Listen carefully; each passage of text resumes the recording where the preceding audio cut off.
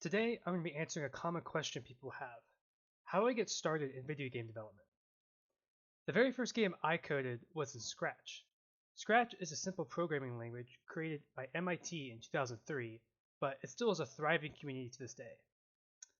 Its genius comes from allowing people to create simple video games without knowing how to code. It has intuitive drag and drop design so anyone can pick it up quickly. Here, I made a program with a couple different features. When I click the spacebar, the character teleports to my mouse's location. When I click one of the arrow keys, the character moves in that direction. In the top right, I created a loop which runs every 1 second to perform various tasks.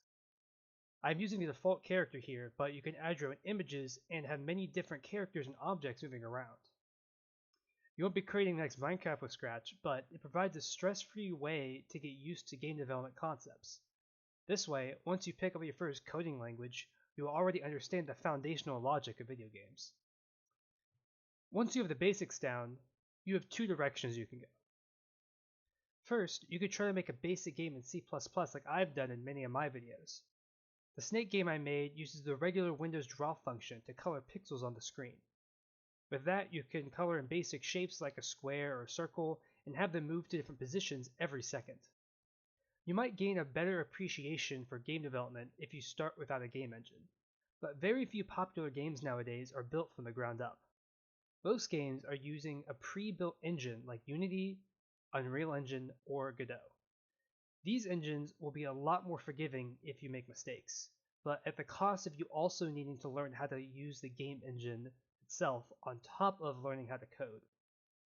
Unreal Engine, for example, uses something called U-objects, which are very useful because Unreal Engine will take care of freeing memory and providing you with useful functions.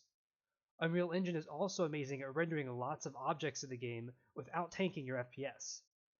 But if you then try to go to make a game without it, you'll wonder why it's not working like you want, and the performance will be really bad.